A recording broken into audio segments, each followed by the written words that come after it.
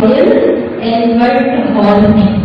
पहले Yuri Geller ने क्या किया, 2 घंटा अपना कर्तव्य दिखाया। उसने संकल्प से सब घड़ी का टाइम चेंज कर दिया। संकल्प से जितनी भी हॉल में घड़ियां लगी थी, जो घड़ी पहने थे हाथ में, सब घड़ियों का टाइम संकल्प से चेंज किया। फिर थोड़ी देर में उसने सबके हाथ में जो चाबी थी, 2 व्हीलर की, 4 व्हीलर की, जो भी चाबियां रहती हैं, उसको घुमा दिया, टेढ़ा कर दिया और पब्लिक वाह वाह करे, वाह वाह करे।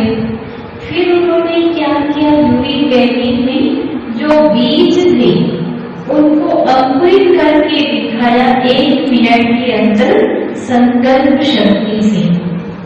अब 2 घंटा यूरी गेलर का सबने सुना, देखा। अब दादी जानकी जी की बारी आई। दादी जानकी जी को इस टाइप से कुछ नहीं करना था। दादी जी ने अपने पवित्र संकल्पों के द्वारा, राजयोग मेडिटेशन के द्वारा पूरा 2-3 घंटे तक पूरे हॉल को स्तब्ध कर दिया। एकदम पिन ड्रॉप साइलेंस, शांति के जैसे पूरे अज्ञानी साधारण लोग थे, सब साइलेंस हो गए। तो फिर यूरी गेलर ये सब देख देख के हैरान हो गया। दादी के सामने दृष्टि लेने लगा। दादी ने 1 घंटा पूरा यूरी गेलर जी को दृष्टि दी और इतना वो प्रभावित हो गए दादी से, इतना प्रभावित कि वो किस लिए आए थे वो अपना वही भूल गए, लक्ष्य। और वो दादी की दृष्टि में न जैसे पूरा समा गए, उनकी पूरी पॉजिटिव एनर्जी दादी की इनके अंदर आ गई। और फिर बाद में आपको खुशखबरी बताई, वो लंदन के स्टूडेंट बन गए, बाबा के पक्के बच्चे ब्रह्मा कुमार बन गए। कहने का ये भाव है कि जानकी दादी की अद्भुत क्षमता थी योग की। वो योगी आत्मा थी। एक बार किसी को दृष्टि दे दे तो बस वो आत्मा नजरों से निहार हो जाती थी। तो समय को देखते हुए हम अब थोड़ा सा गुलजार दादी जी का सुना रहे थे, क्योंकि आज हम दोनों ही दादियों का एक साथ पुण्य स्मृति दिवस सेलिब्रेट कर रहे हैं। यूं तो गुलजार दादी की डेट थी 11 मार्च, लेकिन ये भी महीना है, और जानकी दादी की डेट आज ही है। आज दादी जी को 2 साल हो गए और गुलजार दादी को 11 मार्च 1 साल। दोनों ही हमारी ब्रह्मा कुमारी से एडमिनिस्ट्रेटिव हेड थे, मुख्य प्रशासक। तो आप दोनों की फोटो देख रहे हैं स्टेज में। अब हम गुलजार दादी जी, जिनका और सुंदर नाम बाबा ने रखा था दादी हृदय मोहिनी जी, जो 93 साल की आयु में लास्ट ईयर 2021 में 11 मार्च महाशिवरात्रि के दिन, सतगुरुवार का और शिवरात्रि का दिन था, और हम सब सुबह इसी हॉल में शिवरात्रि मना चुके थे। नीचे जाके झंडा भी फहरा दिए थे शिव बाबा का, ध्वजारोहण भी हो गया। उसके बाद मधुबन से सूचना आई कि आदरणीय दादी गुलजार जी संपूर्ण अवस्था को प्राप्त कर ली और बाबा की गोद में चली गई। तो 8 साल की अल्प आयु में दादी गुलजार जी सरेंडर हो गई। और सबसे बड़ी खूबी है कि उनकी माँ भी पवित्र ब्रह्मा कुमारी थी, दादी ऑलराउंडर के नाम से जानते हैं यज्ञ में। तो इतनी नन्ही सी बालिका जिसके लिए बाबा ने बताया कि वो 8 जन्मों से पवित्र आत्मा थी गुलजार दादी, इसलिए दादी गुलजार जी को कहीं से भी अपवित्रता का या व्यर्थ का या इच्छाओं की संपूर्ण जैसे अविद्या थी, इनोसेंट थी। दादी को ये नहीं पता था कि व्यर्थ या विकार क्या होता है। नन्ही सी पवित्र बाल ब्रह्मचारी 8 साल की बालिका और 8 साल की आयु में जब ब्रह्मा बाबा को पहली बार दादी ने देखा तो गुलजार दादी ध्यान में चली गई। साक्षात श्री कृष्ण का साक्षात्कार किया और नई सतयुगी दुनिया का साक्षात्कार किया। तो गुलजार दादी भी जब ध्यान में जाती थी तो वो देह की शुद्ध बुद्ध हो जाती थी और उनको ये भी भान नहीं रहता था कि मैं 8 साल की छोटी बच्ची हूँ। वो श्री कृष्ण के साथ रास करती थी। और फिर तो लंबी कहानी है। फिर दादी बड़ी हुई, फिर ब्रह्मा बाबा अव्यक्त हुए 18 जनवरी 1969 में। जब प्रजापिता ब्रह्मा बाबा अव्यक्त हुए तो उस समय गुलजार दादी जी about 41 ईयर की थी, तो भी एज कम ही थी। तो सबके मन में एक प्रश्न सा उठने लगा कि अब ब्रह्मा बाबा तो अव्यक्त हो गए, तो अब शिव बाबा किसके तन में आएंगे और कैसा पाठ चलेगा। और अचानक ही गुलजार दादी के तन में 21 जनवरी 1969 से लेकर 2017 दिसंबर तक करीब 48 साल शिव बाबा ब्रह्मा बाबा, जिनको हम दोनों को कहते हैं बाप दादा, वो दोनों ही पधारे और अव्यक्त वाणियां चली। सोचिए गुलजार दादी ने अपना रथ यानी शरीर पूरा 48 साल बाबा को दे दिया और हर प्रकार से बाबा की वो आज्ञाकारी, वफादार, ईमानदार होके चली और लाखों करोड़ों आत्माओं के दिल में अपना स्थान बना ली।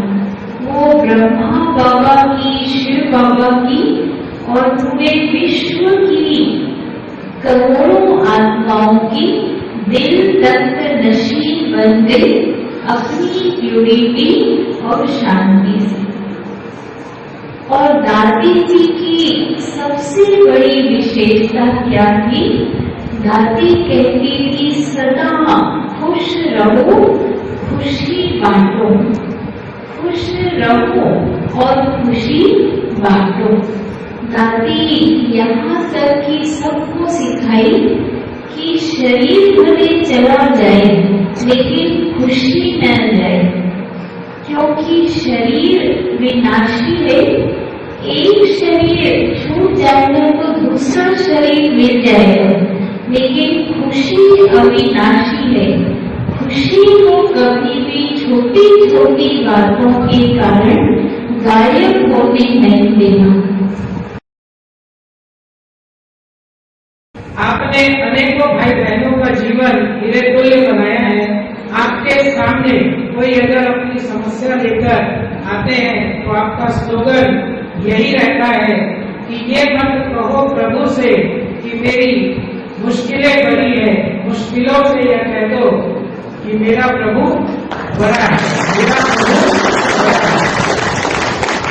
और आपके कुशल नेतृत्व में दुर्ग जिले में 15 से ज्यादा सेवा केंद्रों का संचालन निर्विघ्न रूप से हो रहा है और अपने सारा जीवन मानव जीवन के कल्याण में लगाने हेतु समर्पित किया है।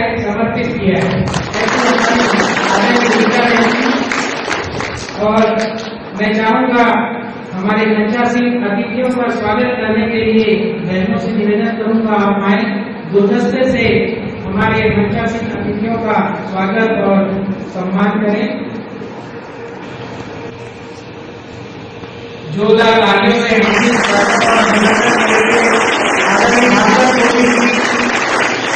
आदरणीय मनोज गोयल भाई, आदरणीय अशोक राठी जी, आदरणीय पवन भट्टाचार्य जी,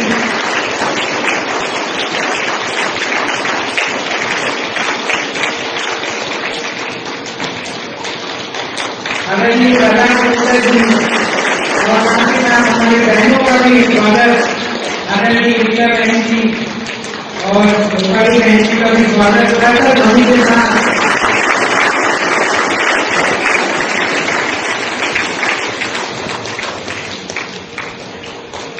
बड़ी बहन जी का स्वागत हुआ है, जो का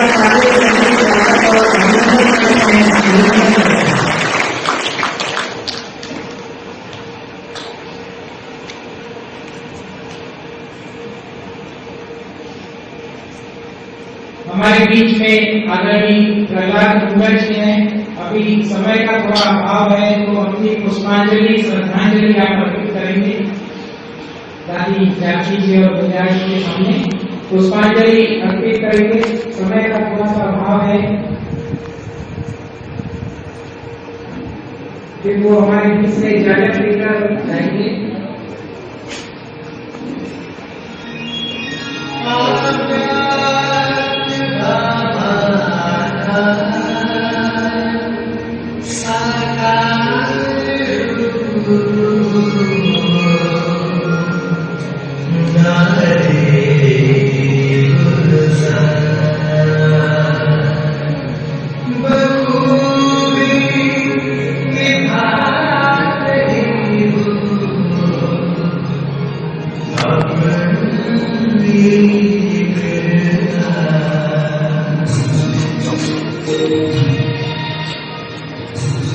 आइए हम सभी फिर से प्रभु स्मृति में बैठेंगे। बहुत सुंदर एक गीत बजेगा और 2 मिनट हम प्रभु की स्मृति में बैठेंगे।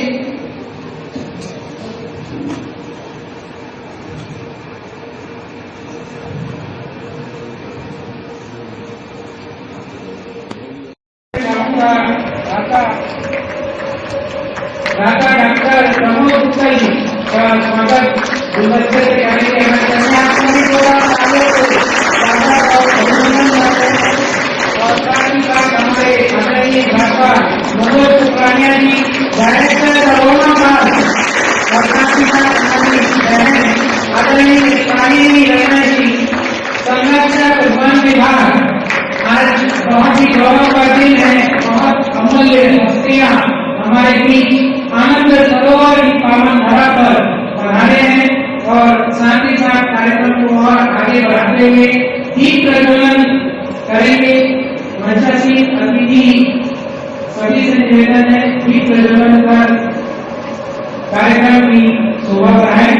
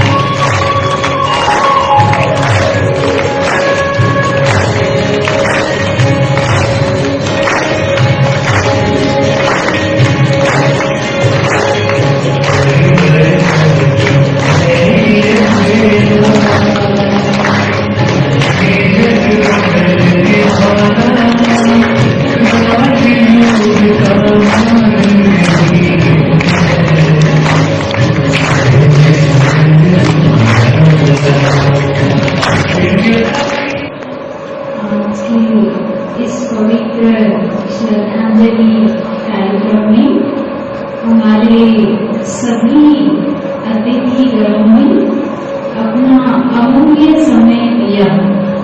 हम आप सबका तहे दिल से बारंबार अभिनंदन भी करते हैं और आभार भी व्यक्त करते हैं कि आप सबने ये सिद्ध कर दिया कि आप सबको भी हमारी मीठी परम श्रद्धेय दादी जानकी जी और दादी गुलजार जी से बहुत स्नेह है, जो आपने इतना घंटे बैठकर कार्यक्रम भी देखा। और अब हम चाहेंगे कि आप पवित्र ब्रह्मा भोजन भी ग्रहण करके जाएंगे। तो हम सबसे पहले आभार व्यक्त करते हैं हमारे परम आदरणीय मीठे माता जी मनोज कुकरानिया जी, जिनका अंजोड़ा में बहुत बड़ा रोमन पार्क है। पूरे दुर्ग डिस्ट्रिक्ट में 4 स्टार या 5 स्टार जो होटल है, ये पहला होटल है। और वहाँ जाने से हमको बहुत आपसे स्नेह और प्यार मिलता है और बहुत आप भगवान के प्रेमी हैं और आप राधा स्वामी के गुरुदेव के भी आप परम भक्त हैं। और एक पवित्र होटल मेडिटेरियन होटल है, तो ये इनकी बहुत बड़ी भावना है। इनकी इच्छा है कि कभी सब बहनें भी वहाँ आकर मेडिटेशन करें। तो हम मनोज भाई को बहुत बहुत धन्यवाद देते हैं। धन्यवाद। साथ ही साथ हमारे माता जी अशोक लाठी जी, जो कि प्रदेश मंत्री चैम्बर ऑफ कॉमर्स, और आप भी हमसे बाबा से कम 15 साल से जुड़े हैं। जब आप सतीचौरा मंदिर में दुर्गा देवी की झांकी लगाते थे, तब से हमारा आपसे रिलेशन हुआ है। देखकर बड़े कर्मी किलोवाड़ी में झांकी में आते थे। और लाठी जी की सबसे बड़ी विशेषता है आज्ञाकारी। इनको एनी टाइम जब भी फोन करो सिवाय हाँ जी के और कुछ नहीं कहते। तो एक बार इनका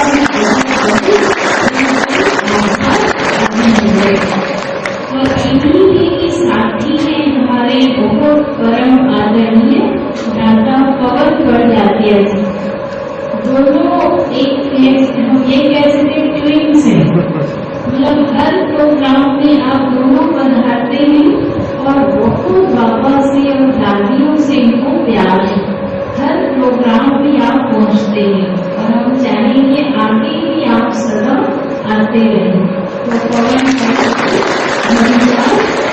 और आज विशेष हमारे स्पेशल गेस्ट में एक और नई आत्मा आप सब देख रहे हैं, आदरणीय भागवत सोनी जी। इनका दिल से धन्यवाद और स्वागत करते हैं। आपका भी बहुत सुंदर अंजोड़ा में आनंद रिसॉर्ट है, कुलगांव में आनंद रिसॉर्ट करके ये आनंद सरोवर है और इनका है आनंद रिसॉर्ट।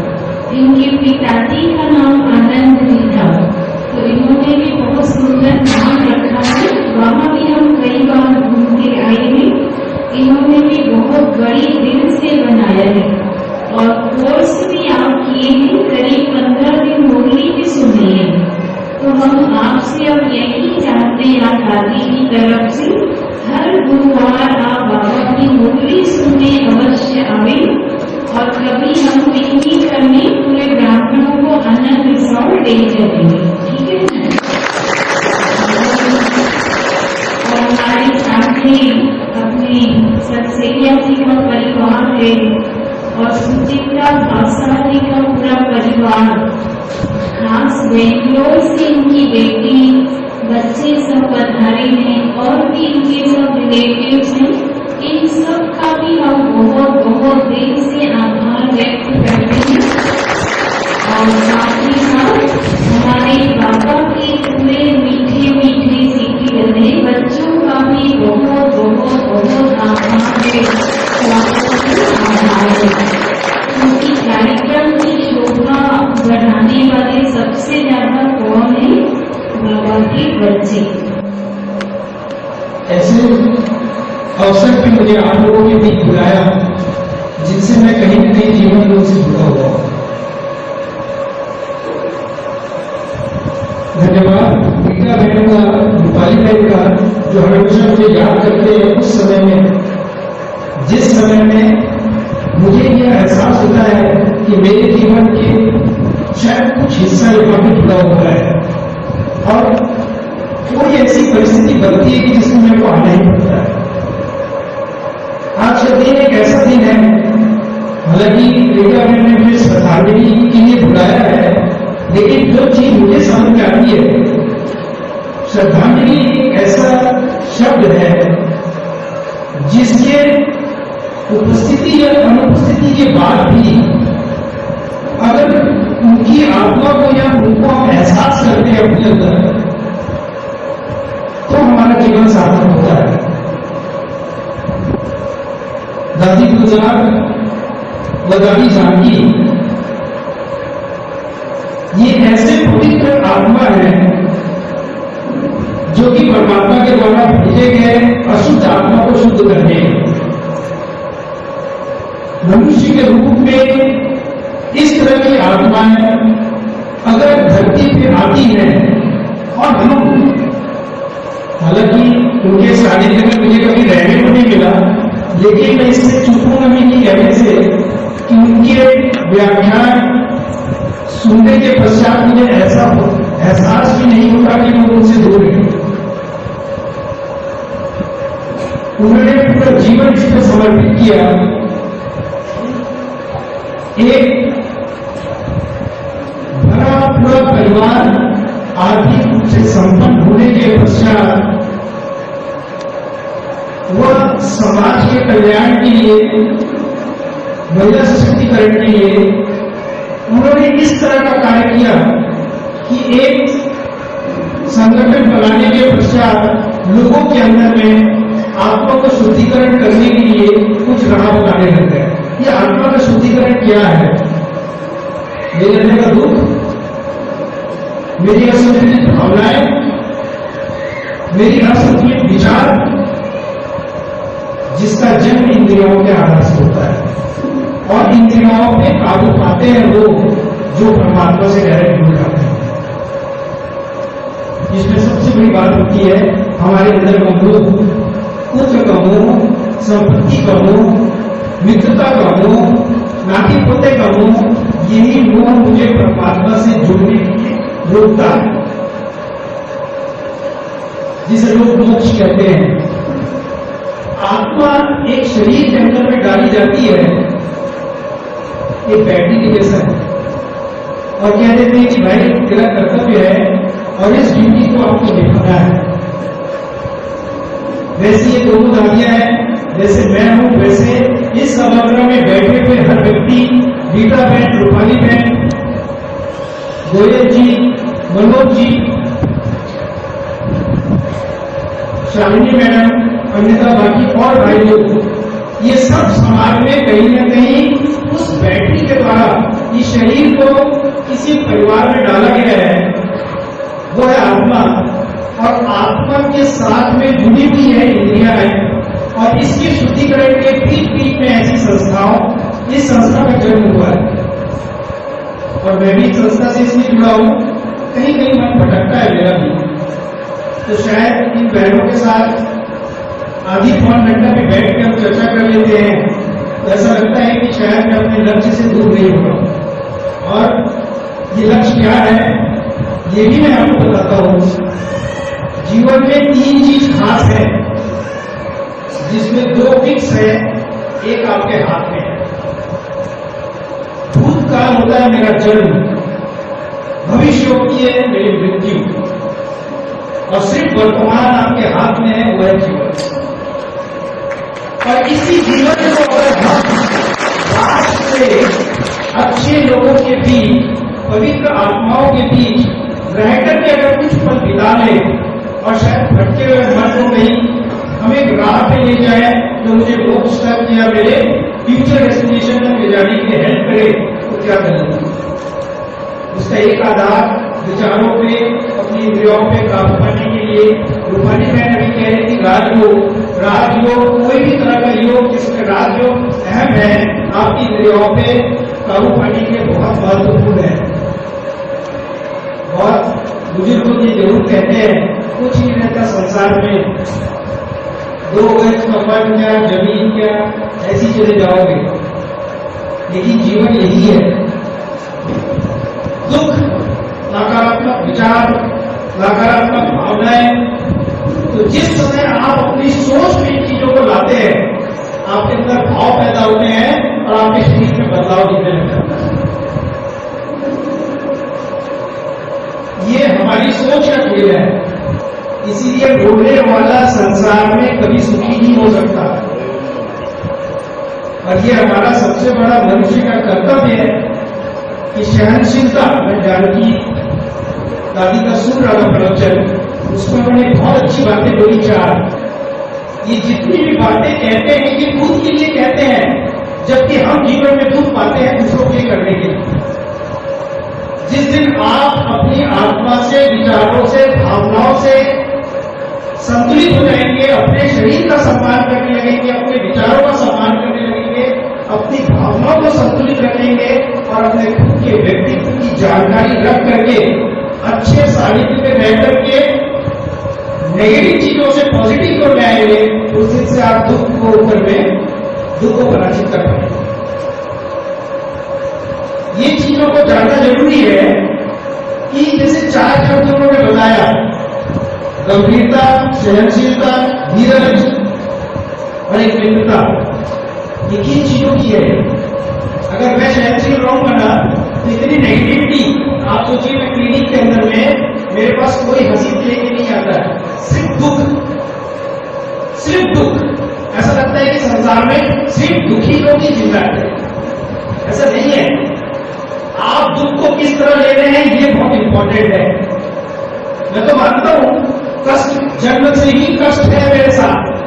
आज मेरी मां ने कष्ट उठाया है तो मेरा जन्म हुआ है। तो कोई अगर कष्ट को गाली दे, कष्ट को दुखी करे, कष्ट को अपनाएगा, वो आदमी दुखी रहता है। जिसको कष्ट मैं कहना चाहता हूं तनाव। अगर तनाव जीवन से मृत्यु तक साथ में जब रहेगा तो मैं तनावग्रस्त क्यों रहूंगा भाई? अगर मैं तनाव को अपना लूं तो मुझे तनाव कहां से मिल जाएगा? और मैं तो अपनाता हूं। आज मनोचिकित्सक हो, मुझे ही नहीं मालूम मेरा कुछ किस तरह का निकलेगा। इसीलिए कर्तव्य बहुत इंपॉर्टेंट है और मैं अपना कर्तव्य जीवन के हर पाली पे करने का प्रयास करता हूं। एक पुत्र, एक पिता, एक पोता, एक नाती, एक डॉक्टर, एक समाज को जो देख रहा है व्यक्ति, इस एंगल से हर पड़ाव पे अपने कर्तव्य को सही ढंग से अगर निर्वाह करते हैं तो शायद मोह पे भी आप जीत देंगे और दुख से भी आप दुख को हरा सकते हैं। कुछ ऐसी आत्माएं के लिए आज जो मैं आप लोगों के बीच चर्चा किया हूं, और अंत में जाने के पूर्व यही कहूंगा, शरीर से ज्यादा स्वस्थ अगर मन है तो आप दूसरों का भी कल्याण कर सकते हैं। अगर शरीर है और कष्ट नहीं है तो आप जानवर हैं। शरीर है तो कष्ट है, तनाव है, मन है, विचलित है तो तनाव है, भावनाओं में असंतुलन है तो तनाव है, और तनाव ही जीवन है। और तनाव को अपना लोगे तो जीवन रह जाएगा और आप उसका आनंद उठा सकते हैं।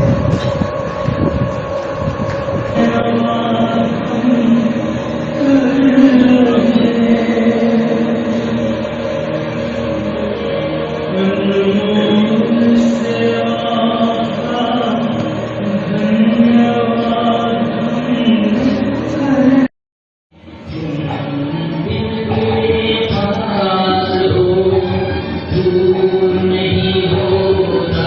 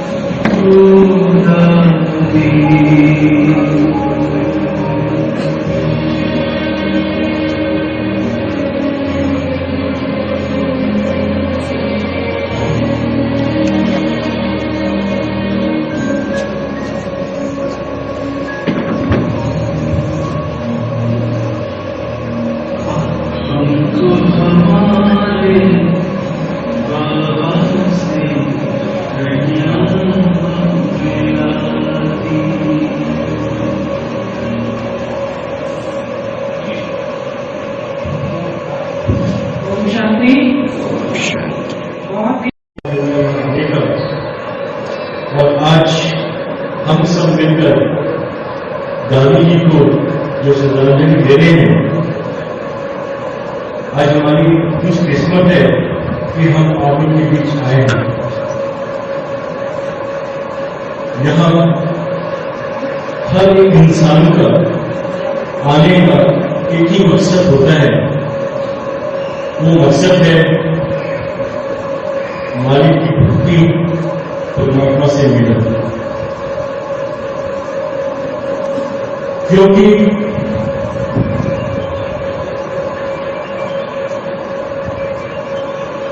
ये इंसान का जो जामा हमें मिला है वो बहुत मुश्किल से मिला। सब ये जानते हैं 84 लाख जिया जून के बाद ये मानुष जन्म हमें मिला है। और ये मानुष जन्म एक ऐसा है कि हम उस मालिक को हासिल कर सकते हैं, और कोई भी ऐसा जामा नहीं है कि हम उस मालिक को हासिल नहीं कर सकते। वाणी हर संत महात्मा समझाते हैं, जैसे समझाया कि हर की पूजा दुर्लभ है संतों, मेरे पुकारों का। उन्होंने इशारा किया कि ये जो देह हमें मिली है ये बार बार नहीं मिलेगी। जैसे वृक्ष में फल लगता है और पक के जब टूट के गिर जाता है, दोबारा कई बार कोशिश करो लगाने की तो नहीं लगता।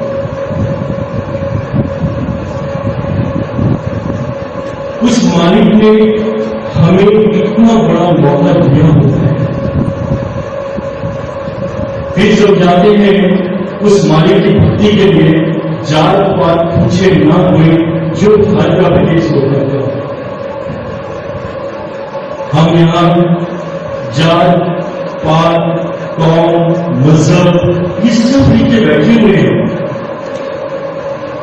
उस मालिक के घर में न कोई जात है, न कोई पात है, न कोई कौम है, न कोई मजहब है। आप सभी माता एवं भाई बहनों का सादर नमन करता हूँ। यह मैं विगत कई वर्षों से प्रजापति ब्रह्मकुमारी के कार्यक्रम में शामिल हुआ। ये दादी का ही प्रताप है कि हम सब यहाँ आ पाते हैं, इनकी कृपा के बिना यहाँ आ नहीं पाते। मैं उनको सबसे दिल से श्रद्धांजलि अर्पित करता हूँ। और यहाँ आने के बाद एक अलग ही सकारात्मक पूजा प्रदान होती है, वो अनुभव करते हैं।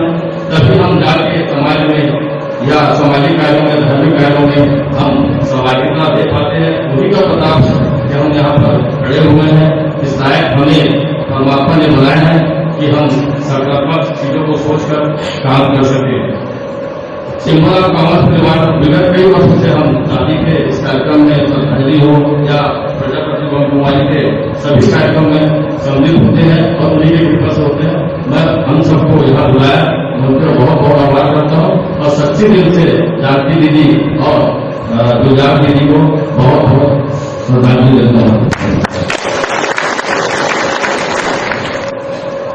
आज के इस श्रद्धांजलि कार्यक्रम में उपस्थित हुए मेरे पूर्व सभी वक्ताओं ने तो सारी बातें रखी। मैं इस समय पर दादी के बताए हुए रास्ते पर हम सब चले, यही सच्ची श्रद्धांजलि होगी। मैं चंद लाइनों से दादी को श्रद्धांजलि अर्पित कर रहा हूँ। जाने वाले कभी नहीं आते हैं, जाने वाले की याद आती है। आज के इस अवसर पर दादी के बताए हुए रास्ते पर हम चले और उनका अनुग्रह करें, यही मेरी श्रद्धांजलि हो सकती है।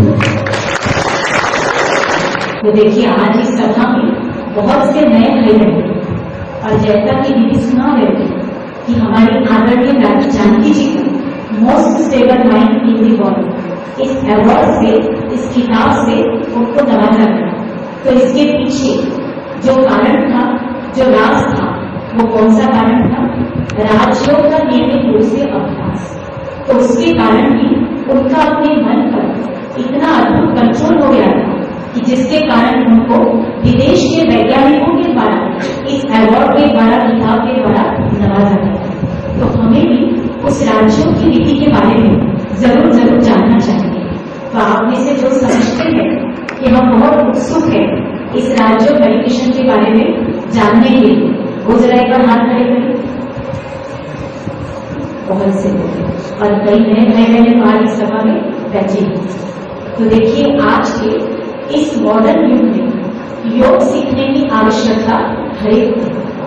तो क्यों है आवश्यकता? क्योंकि हर इंसान अपने जीवन में सुख चाहता है, शांति चाहता है और संतुष्टि चाहता है। पर देखिए, हम खुशी को, शांति को, संतुष्टि को भौतिक साधनों के पीछे ढूंढ रहे हैं। पर भौतिक वस्तुएं ये अपने आप में विनाशी है, स्थायी नहीं है।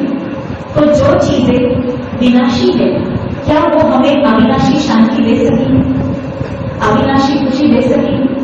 नहीं। तो प्राप्त करने का जो माध्यम है वो भी कैसा होना चाहिए? अविनाशी, सदाकाल का माध्यम। तो अविनाशी सोर्स फॉर्म जो हमेशा की शांति दे सके, खुशी दे सके, संतुष्टि दे सके, तो आप बताइए वो माध्यम कौन है जिससे हमेशा की शांति मिल सकती है? सामने सबसे रहे जो पैसे बताएंगे कहां से मिल सकती है? राजयोग से। राजयोग से मिल सकती है। तो देखिए, विधि तो राजयोग है, पर मिलेगा वो कहां से? वो परम पिता परमात्मा से ही मिलेगा। और जो राजयोग है वो उस परमात्मा से जुड़ने की विधि है। जैसे आप देखिए, मैथमेटिक्स में दो आंकड़ों का जोड़, उसको योग कहते हैं। तो उसी तरह स्पिरिचुअलिटी, आध्यात्मिकता में आत्मा का परमात्मा से जोड़, आत्मा का परमात्मा से मिलन, उसी को हम राजयोग कहते हैं। और इस राजयोग को राजाओं के राजा सर्वश्रेष्ठ भगवान ने सिखाया है, इसलिए इसको राजयोग कहा जाता है। किसी देहधारी मनुष्य ने नहीं, किसी देवी देवता ने नहीं, डायरेक्ट किसने सिखाया है? स्वयं परम पिता परमात्मा। तो इसलिए इस योग का नाम है राजयोग। अब कई ऐसे भी लोग हैं जो कहते दीदी, भगवान का दिया हुआ हमारे पास सब कुछ है, कोई कमी नहीं है, कोई टेंशन नहीं, तो फिर हम योग क्यों सीखें? तो हम आपसे पूछना चाहेंगे, क्या योग कभी सीखा जाता है क्या? कि लाइफ में कोई अभाव हो या कोई टेंशन है इसलिए योग सीखना है?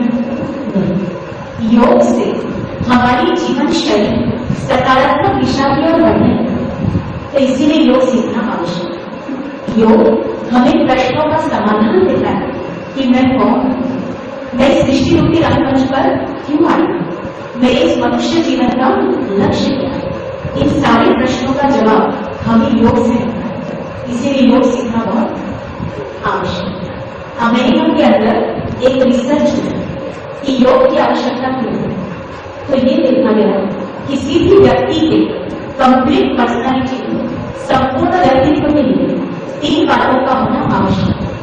फर्स्ट, IQ, इंटेलिजेंट क्वोशंट, दूसरा EQ, इमोशनल क्वोशंट, और तीसरा SQ, स्पिरिचुअल क्वोशंट।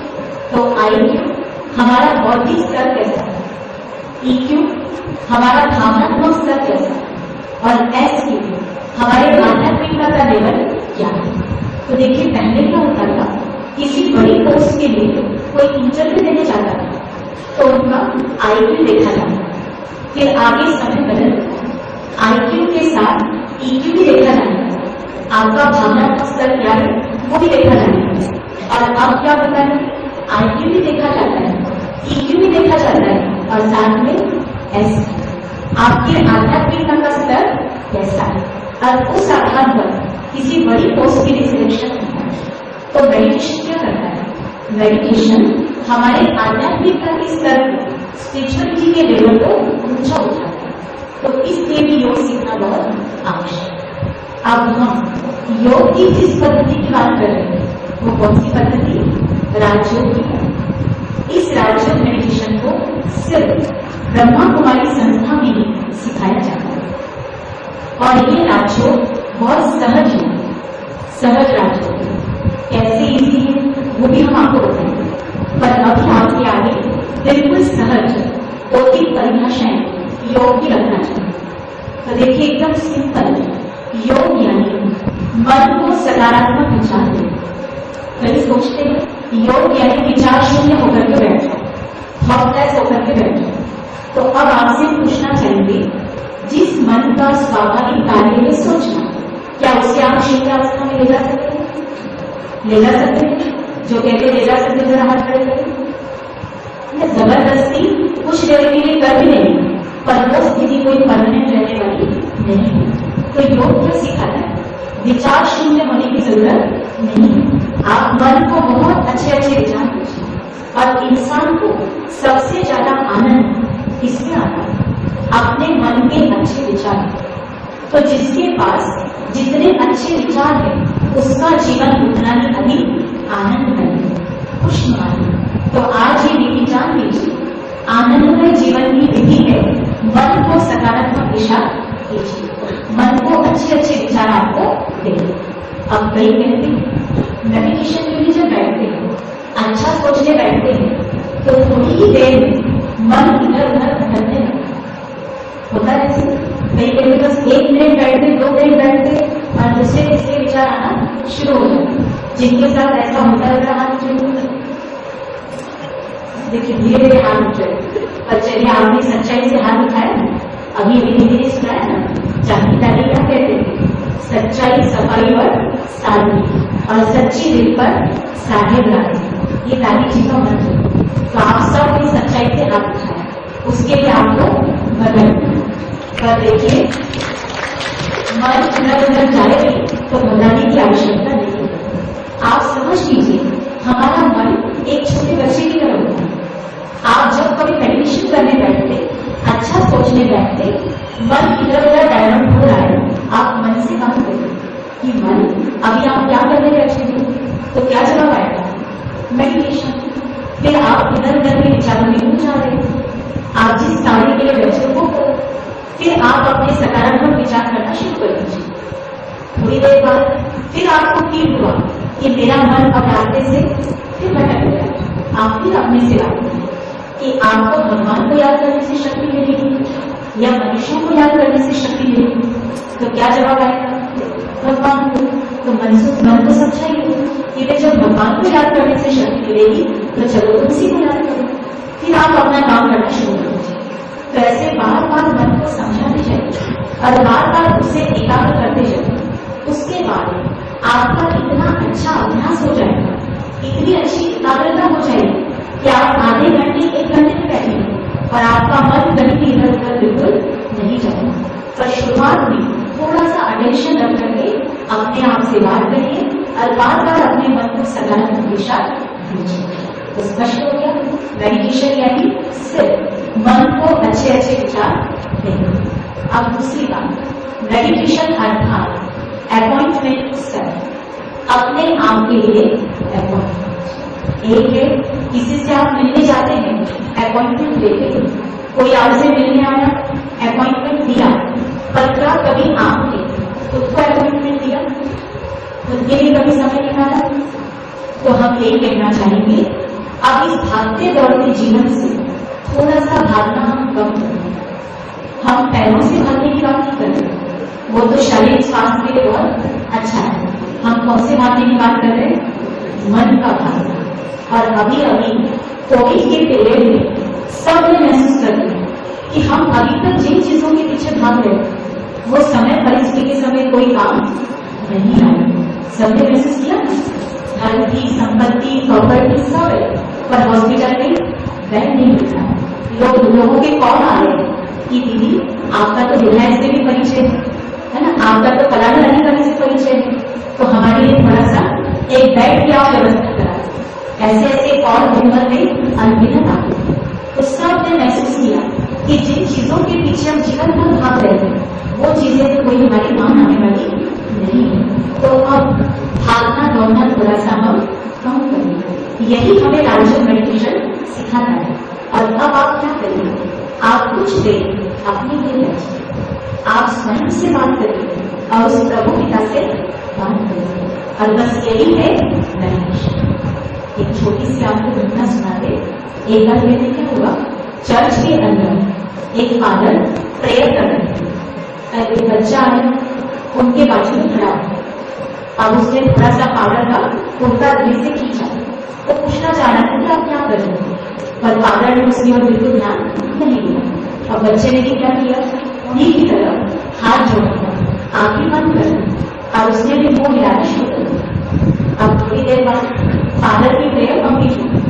अब उन्होंने बच्चे से पूछा कि बच्चे आप अभी क्या कर रहे थे, क्योंकि उन्होंने देखा कि बच्चा भी मेरे बगल में खड़े होकर आंखें बंद करके कुछ कह रहा है। तो पूछा कि आप क्या कर रहे थे, तो बच्चा पूछता है फादर से आप क्या कर रहे थे। तो फादर ने कहा मैं प्रेयर गा रहा था। तो बच्चा कहता मैं भी प्रेयर गा रहा था। फादर ने पूछा बच्चे से तुम कौन सी प्रेयर गा रहे थे। तो बच्चा पूछता है फादर से आप कौन सी प्रेयर गा रहे थे। तो फादर ने बता दिया। फिर बच्चे से पूछा अच्छा तुम क्या कर रहे थे।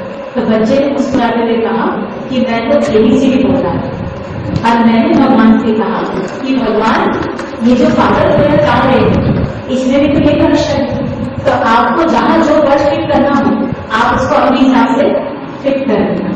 तो अब आप बताइए भगवान ज्यादा खुश किसी पर हुए, किस पर, फादर की प्रेयर पर या बच्चे की बात पर, बच्चे की बात पर। तो कहने का भाव क्या है, मेडिटेशन हमें क्या सिखाता है, आपको जो भी बात भगवान से करनी है आप कर सकते हैं। कुछ भी बात आप करें, अपने दिल की कोई भी बात आप कर सकते हैं और उससे आप महसूस करेंगे आप हल्के हो जाएंगे और उस परमात्मा की मदद हमें अपनी जीवन यात्रा में मिलने लगती है। हम इतना उनके करीब आ जाते हैं। तो इतनी सहज विधि है ये राजयोग।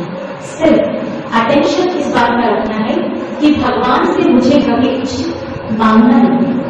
क्या नहीं करना है, मांगना नहीं है। पर इंसान जब भी याद करता है तो क्या करता है, मांगता ही तो है। अब जैसे आप देखो मान लो दो बच्चे भगवान के सामने जाके खड़े होते हैं।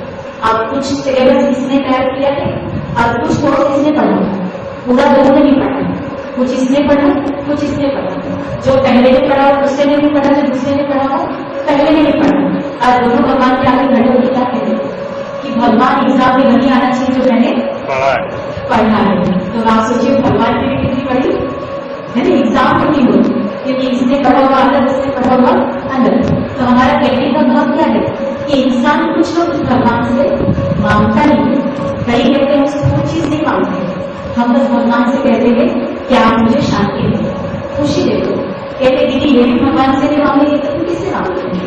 तो हम कहते ये भी मांगने की आवश्यकता नहीं है। हम भगवान के बच्चे और बच्चे का अपने पिता की प्रॉपर्टी पर हक होता है, अधिकार होता है। तो राजयोग मेडिटेशन क्या सिखाता है, आप मांगो नहीं, याचना को भक्त करते हैं। आप तो भगवान के बच्चे, आप अधिकारी बन करके बैठे, तो आपको भगवान से सब कुछ मिलेगा जो उनकी प्रॉपर्टी है। तो भगवान की प्रॉपर्टी क्या है, शांति, प्रेम, खुशी, आनंद। तो उस पर भी हमारा पूरा अधिकार है। और विधि क्या है, केवल मन से और बुद्धि से आप उनके पास चलिए, आपको वो सब मिलेगा जो आपके जीवन में आवश्यकता है। ऑटोमेटिक मिलेगा। जैसे मान लीजिए आप सागर किनारे जाते हैं तो आपको सागर को कहना पड़ता है कि सागर तो मुझे थोड़ी सी ठंडक फील कराओ, कहना पड़ेगा नहीं, ऑटोमेटिक महसूस होगा। सूर्य के सामने खड़े होकर कहना पड़ता है कि आप मुझे तपक महसूस कराओ, गर्मी अनुभव कराओ। आप सामने खड़े हो जाए उसी तरह हमें सिर्फ मन और बुद्धि से उस परमात्मा के पास चले जाना है, तो उनसे हमें सब कुछ मिलने लगता है। ऑटोमेटिक आपके अंदर सब कुछ समाहित होता है। और बस यही है राज्य। तो अभी हम लास्ट में 3 मिनट के लिए इस राज्य मेडिटेशन का अनुभव करते हैं। कल से एक छोटी सी बात आपको बताना चाहूँगी। कई पूछते हैं कि मेडिटेशन के लिए हम कैसे बैठे, कई पूछते आगे बंद करके बैठे या खोल के बैठे। तो आप में से जो समझते हैं कि आगे बंद करके बैठना चाहिए, वो एक बार हाथ खड़े बंद करके बैठना चाहिए थोड़ी देर, और जो समझते खोल के बैठना चाहिए वो जरा एक बार हाथ खड़े करके। ये ज्यादा लगता है कि आंखें खोल, तो बिल्कुल सही जवाब है आंखें खोल के बैठना चाहिए। ठीक है, तो आंखें खोल के क्यों बैठना होता है? क्योंकि ये मेडिटेशन कर्म योग है, सिर्फ एक स्थान पर बैठ के नहीं करना है। आपको दिन भर की दिनचर्या में चलते फिरते भोजन करते कोई भी कार्य करते आपको मन और बुद्धि का कॉन्टेक्ट कनेक्शन उस परम पिता परमात्मा से बना के रखना है। तो ये कब संभव हो सकता है? जब एक कमरे में बैठकर मैं आंखें खोल के प्रैक्टिस करूँ, तभी हो पाएगा। आप कई कहते हैं आंखें खोल के बैठो तो ध्यान इधर उधर भटकने लगता है, कौन आया कौन गया सब दिखाई पड़ता है। पर आप लोगों ने कभी अपने जीवन में अनुभव किया, आप कहीं बैठे और कहीं आप खो गए, किसी और बात में आप खो गए, तो आपकी आंखें तो खुली होती है, आंखें खुली होती है, केवल पलके नहीं झपकती, एकदम स्ट्रेट रहती हमारी आंखें। कोई आता है ताली बजाता है या हाथ हिलाता है, पूछता है भैया कहाँ हो, तो आप क्या जवाब देते? यही तो है। तो कल से आप यहाँ है पर मन आपका नहीं और तो बस यही राज्य मेडिटेशन। यहाँ हमारा तन होगा और वहां हमारा मन। किसके पास? किसके पास? परमात्मा के पास। और योग से केवल 3 स्टेप्स, 3 कदम, बस इसको समझ लिया तो राज्य आपके लिए बिल्कुल आसान। इसको एकदम ध्यान से सुनो।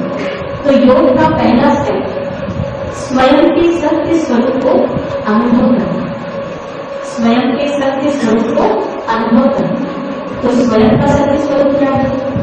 ये 5 तत्वों का शरीर नहीं, 5 तत्वों के शरीर को चलाने वाली मैं जो कि बिल्कुल आत्मा, जो पॉइंट ऑफ लाइट। और आत्मा कहाँ पर है? यहाँ बिल्कुल, इसको हम कहते हैं हाइपोथैलेमस और पिट्यूटरी ग्लैंड, दोनों के बीच में आत्मा बैठी, यहाँ से 2.5 इंच अंदर और यहाँ से भी 2.5 इंच अंदर। तो स्पॉट का मैं पॉइंट ऑफ लाइट एनर्जी बैठी। तो मेडिटेशन का पहला कदम स्वयं को आत्मा चिंतन करना और स्वयं को आत्मा अनुभव करना। ये देह नाशवान, इस नाशवान देह को चलाने वाली मैं अजल और अविनाशी आत्मा। योग का सेकेंड स्टेप परमात्मा के सत्य स्वरूप को अनुभव करना। See supreme in his original form, भगवान के सत्य स्वरूप को अनुभव करो। तो आंखों से देखने की चीज नहीं है, उसे अनुभव करना है। तो कैसे अनुभव करना होता है?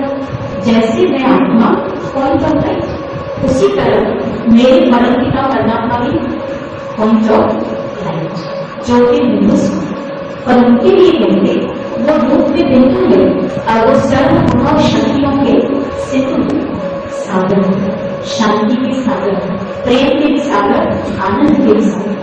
प्राचीन जमाने में ऋषि मुनि कहते थे जिसने अपने मन को बुद्धि को भगवान के स्वरूप पर एकाग्र कर दिया उससे भगवान की सारी शक्तियां हासिल हो जाती। तो बस यही है राज्य कि आप उस परम शक्ति के स्वरूप पर एकाग्र हो जाए।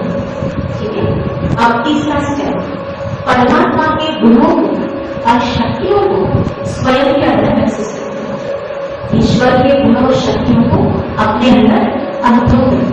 तो कैसे अनुभव करना होता है? 2 बात, एक तो प्रकाश की किरणों के रूप में और या तो फवारे के रूप में फाउंटेन। ठीक है, या तो प्रकाश की किरणों के रूप में अनुभव करिए और या फिर फवारे फाउंटेन। तो कैसे करना है? परम पिता परमात्मा पॉइंट ऑफ लाइट मेरे सामने और मैं ज्योति बिंदु आत्मा यहाँ बिंदु। और परमात्मा से शांति की किरणें मुझ आत्मा में समा जाए। परमात्मा से शक्तियों की किरणें मुझ में समा और मैं उसे अपने अंदर भरती जाऊं। तो तीनों स्टेप क्लियर हो गए। पहला स्टेप स्वयं को महसूस करिए, दूसरा कदम ईश्वर को अनुभव करिए उनके सत्य स्वरूप में, और तीसरा कदम उनके गुणों और शक्तियों को अपने अंदर भरते जाइए, चाहे प्रकाश किरणों के रूप में और चाहे तो ऑब्जेक्ट के रूप में, हमारे लिए। तो देखिए इससे बेनिफिट क्या होता है। ऐसे तो अनगिनत फायदे, पर हम मुख्य 2-3 फायदे आपको दिए। जहां सूर्य की किरणें पड़ती है, मान लो बारिश में कीचड़ हो गया तो वो क्या हो जाएगा, सूख जाएगा, उसका स्वरूप बदल जाएगा। तो इसी तरह अगर कोई आत्मा रोज रोज परमात्मा की शक्तियों की किरणों के नीचे बैठे तो क्या होगा, उसके अंदर यदि भय है, डिप्रेशन है, कोई भी कमजोरी के थॉट से, नेगेटिव थॉट से, वो सब समाप्त, परिवर्तन। कितना बड़ा बेनिफिट है। अगर मान लीजिए आपके घर परिवार में अशांति है, आए दिन लड़ाई झगड़े, तो क्या करना है, परमात्मा शांति के साधक उनकी शांति की किरणें पूरे घर के वातावरण में फैलेंगी। कुछ दिनों तक करिए, आप पाएंगे घर में एकदम शांति का माहौल आ जाएगा। आप में से जिन्होंने अनुभव किया इस बात का, वो जरा एक बार हाथ खड़े करें। कहीं पुरानी मेहनत बैठे हो, देखिए कितने सारे हाथ उठे। तो हम घर परिवार के माहौल को भी पीसफुल बना सकते हैं। मान लीजिए आपके कारोबार में, आपके घर में, आपके बिजनेस में, कार्य क्षेत्र में आए दिन समस्याएं आती है, दिन आती है, आप उसे भी मेडिटेशन के द्वारा समाप्त कर सकते हैं। कैसे, आप अपने ऑफिस में बैठकर, अपनी दुकान में बैठकर, अपने घर में बैठकर अनुभव करिए कि परमात्मा सर्व शक्तियों का दाता, साधक, उनकी शक्तियों की किरणें आत्मा में समाई और मुझ आत्मा से चारों ओर फैलती। और अब मेरे कार्य क्षेत्र का, घर का वातावरण इतना शक्तिशाली हो गया है कि अब कैसा भी दिन, कैसी भी समस्या यहाँ आने की हिम्मत नहीं रख सकती। और आप पाएंगे कुछ ही दिनों में वो दिन, वो समस्या गुड बाय हो जाए, वो आपसे विदाई लेकर के चली जाए। अब जिसका, आप में से जिन्होंने इसका भी अनुभव किया होगा, वो जरा एक बार हाथ खड़े करें कि कैसा मेरे की समस्या समाप्त होती है। इसमें भी कई सारे काम हैं, इन सब के लिए आप लोग एक बार ताली बजाएं। तो देखिए कहने का मतलब बस यही है कि जो योग है वो सब समस्याओं का समाधान है। और उसमें भी कौन सा योग हम कह रहे, राजयोग, क्योंकि ये डायरेक्ट उस सर्वशक्तिमान परमात्मा से आत्मा के मिलन की विधि। अब हम इससे अपनी फिजिकल प्रॉब्लम्स को भी ठीक कर सकते हैं, शारीरिक बीमारियों को भी दूर किया जा सकता है।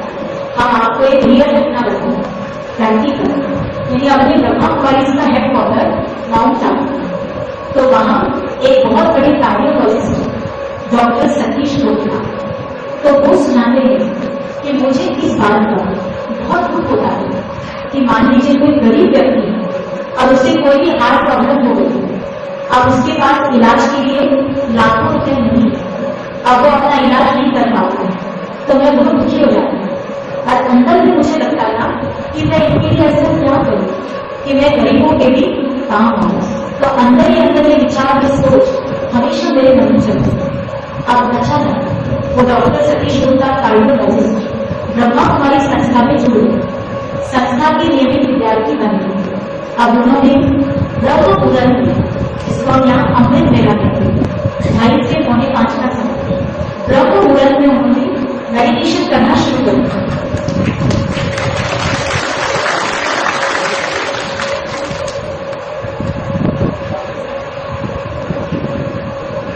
वो कहने लगे कि मुझे बहुत दुख होता था कि गरीबों के पास लाखों रुपए नहीं है, इसलिए वो अपने हार्ट का जो भी इलाज है वो नहीं करवा पा रहे। तो लगता था कि मैं कैसे इनकी मदद करूं। अब अचानक ब्रह्मा कुमारी इसके कॉन्टेक्ट में आए, नियमित विद्यार्थी बन गए, ब्रह्म मुहूर्त में मेडिटेशन करना शुरू कर दिया। अब वो कहते मेडिटेशन के समय ब्रह्म मुहूर्त में मुझे भगवान से कुछ ऐसी प्रेरणा आती कि मैं अपने आप डायरी पेन उठा लेता और मैं उसमें कुछ लिखता। और बाद में मैंने क्या क्या लिखा उसको मैं पढ़ता था, तो उस कागज में क्या लिखा हुआ रहता था? एक दिन लिखा था कि जो भी हार्ट पेशेंट थे उनको डाइट क्या देनी चाहिए।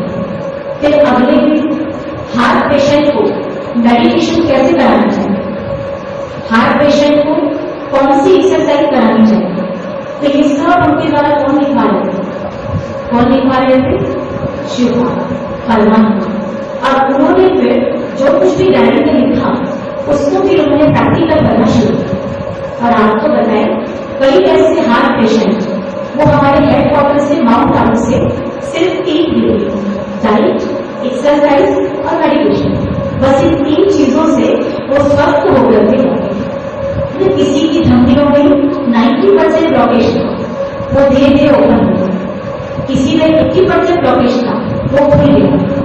तो उनको कैसे मेडिटेशन कराया गया कि परमात्मा की शांति और शक्ति की किरणें आत्मा में आ रही और आत्मा से पूरी बॉडी में फैल रही, और उसको कहाँ फोकस करना है? अपने हाथ में। और जहां जहां परमात्मा की वो लाइट फैल रही है तो वहां वहां ब्लॉकेज खुल रहा है, ब्लॉकेज खुल रहा है। और ब्लॉकेज की वजह से क्या हो रहा है? वो परमात्मा का प्रकाश, वो लाइट। और अब डॉक्टर्स भी हैरान कि भी सिर्फ इन 3 दिनों से ये हार्ट पेशेंट कैसे ठीक होकर गया। यहाँ भी हमारे बीच में हमारे राजू भाई बैठे हुए, राजूलाल देवांगन जी, वो भी इसका प्रैक्टिकल अनुभव करके आए। तो उनको भी बीच में प्रॉब्लम हो गई थी और वो भी माउंट आबू से ही ठीक होकर गया है। और ऐसे कई भाई हैं। तो हम ये क्यों सुना रहे हैं? इसलिए सुना रहे हैं कि हमें कोई भी तकलीफ है फिजिकल, तो हम उस पर फोकस करें। परमात्मा की शक्ति और शांति की किरणें आत्मा में, फिर आत्मा से उसको पूरे शरीर में महसूस करें, ब्रेन में, हाथों में, पैरों में, पेट में, लीवर में, किडनी में, हार्ट में, हर जगह। और फिर जहां आपको तकलीफ है वहां उसको फोकस करें, जहां पर भी तकलीफ, जहां भी पेन है। और परमात्मा की इस प्रकाश से मेरी वो तकलीफ ठीक हो रही है, मेरी तकलीफ ठीक हो रही है। और आप पाएंगे कुछ ही दिन में आपकी समस्या बिल्कुल ठीक हो जाएगी। अब इसका मतलब हम ये नहीं कह रहे कि आप कोई मेडिसिन लेते थे एकदम से छोड़ दो, फट से छोड़ने की बात हम नहीं कर रहे। आप वो मेडिसिन जो ले रहे वो भी लीजिए और साथ में आप ये प्रयोग भी कीजिए। फिर आप पाएंगे धीरे धीरे आपकी मेडिसिन क्या हो जाएगी? छूट जाएगी। तो मेडिटेशन संसार की सब समस्याओं का समाधान है।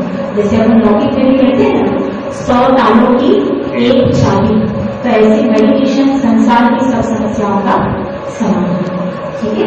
तो प्यारे भाइयों और बहनों, आपके लिए खुश करूँ, कल से 5 दिनों के लिए मेडिटेशन का कोर्स रखा है अपने सभी सेवा केंद्रों।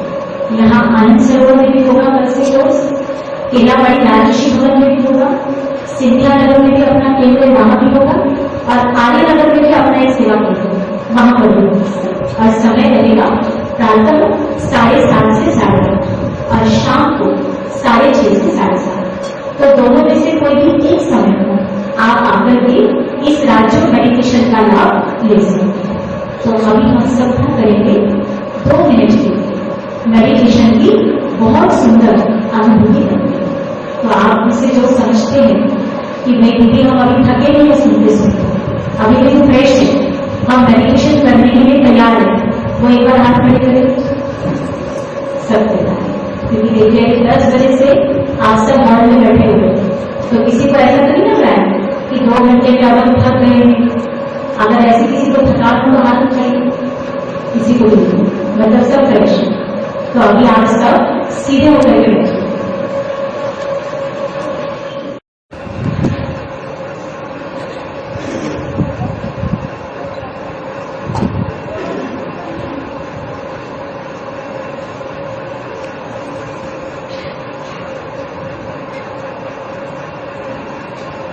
ओम शांति, ओम शांति। सर्वप्रथम तो आज के इस पुण्य स्मृति दिवस पर पधारे हुए आप सभी प्रभु प्रिय संतानों का तहे दिल से परमात्मा पिता के घर में बारंबार स्वागत है। और आज जिन कार्यों के निमित्त हम सब यहाँ एकत्रित हुए हैं आनंद सरोवर में, उनके लिए कुछ शब्द। विश्व के आधारभूत, जहान के नूर, असंख्य आत्माओं के दिल के दीपक, दादी माँ आपको शत शत नमन है, आपको वंदन है, नमन है, वंदन है। और कुछ पंक्तियां हम दादी जी के निमित्त रखना चाहेंगे। दादी जी जब तक लफ्ज रहेंगे जहां में, दादी जी जब तक लफ्ज रहेंगे जहां में, तेरी महिमा के गीत गाए जाएंगे। जाया न होने देंगे तुम्हारे इशारों को, जाया न होने देंगे तुम्हारे इशारों को। उस पर सदा चलकर हम दिखाएंगे, उस पर सदा चलकर हम दिखाएंगे शक्ति स्तंभ, और अपने व्यक्तित्व से तुम्हारा परिचय इस जहां को हम कराएंगे, तुम्हारा परिचय इस जहां को हम कराएंगे। तुम्हें कभी ना भूल पाएंगे दादी माँ, तुम्हें कभी ना भूल पाएंगे। तो जैसा कि अभी आदरणीय मीता दीदी जी हम सबको दादियों के जीवन चरित्र सुना रहे थे और हम सब उसमें बिल्कुल हो गए। तो दीदी ने कितनी सुंदर बात बताई कि हमारी दोनों ही दादियों ने अपने त्यागी, तपस्वी, सादगीपूर्ण जीवन से पूरे विश्व के 140 देशों में अध्यात्म का ध्वज फहराया।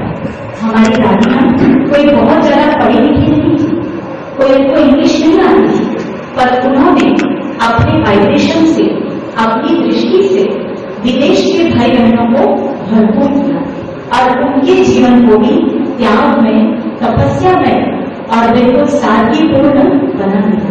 तो ऐसी हमारी अद्भुत दादियां जिन्होंने अनेकों को जीवन जीने की राह सिखाई और जिन्होंने अपने जीवन को समर्पित करके अनेकों का जीवन बनाया, और जो आत्माएं परमात्मा के कार्य में अपना सर्वस्व समर्पित कर देती है, तो वो एक क्षमता रखती है विश्व को, विश्व की दिशा और दशा को बदलने की। तो ऐसी हमारी वो मूल्यवान अमूल्य दादियां। तो अभी हम 1 मिनट के लिए साइलेंस में बैठ करके हमारी दोनों दादियों के निमित्त अपने दिल की भावांजलि, श्रद्धांजलि अर्पित करेंगे। दुनिया की हलचल से समय की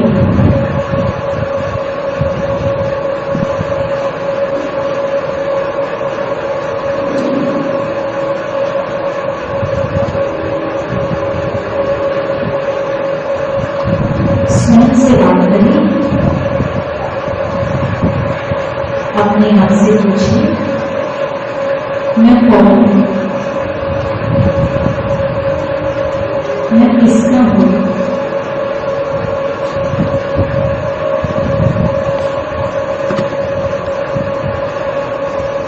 मैं चैतन्य शक्ति आत्मा हूं, पॉइंट ऑफ लाइट, एनर्जी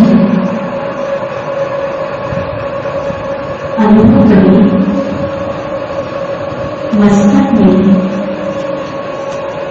मैं आत्मा बहुत सुंदर सितारे की तरह चमक रही हूं।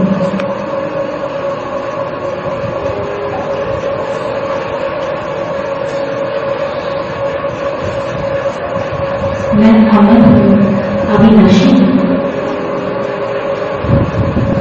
इस शरीर को चलाने वाली मैं शक्ति हूं।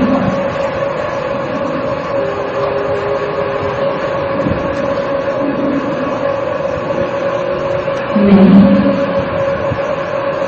परम पिता परमात्मा की संतान हूं।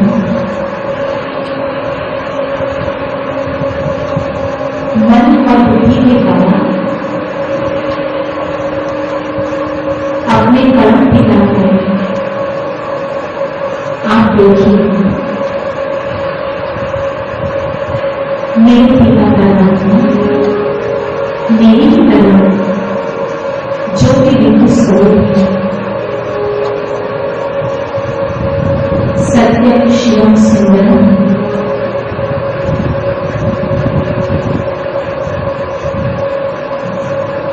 अनंत प्रकाशवान है,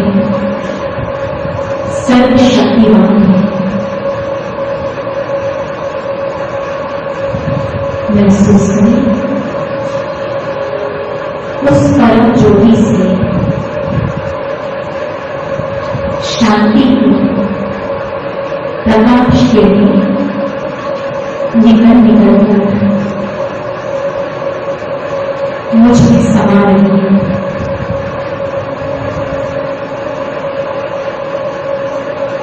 मन बुद्धि की आंखों से अपने ही सामने उस परम ज्योति को मैं अनुभव कर रही हूं।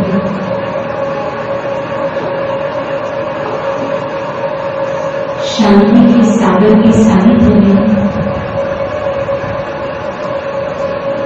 मैं शांति की शक्ति से भरपूर होती जा रही हूं।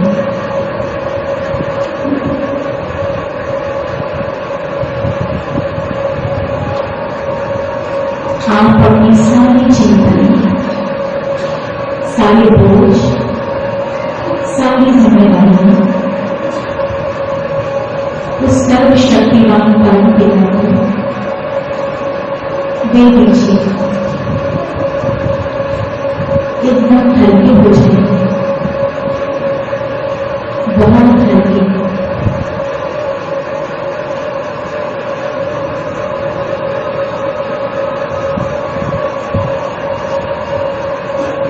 अब एक ही शुद्ध विचार में स्थिर हो जाइए।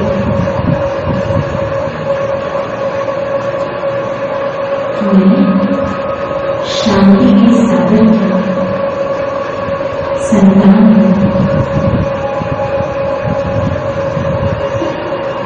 मुझे हर कार्य शांति के साथ करना है।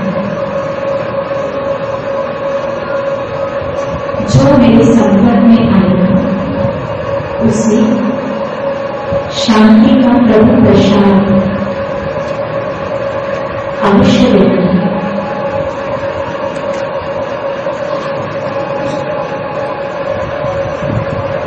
ओम शांति।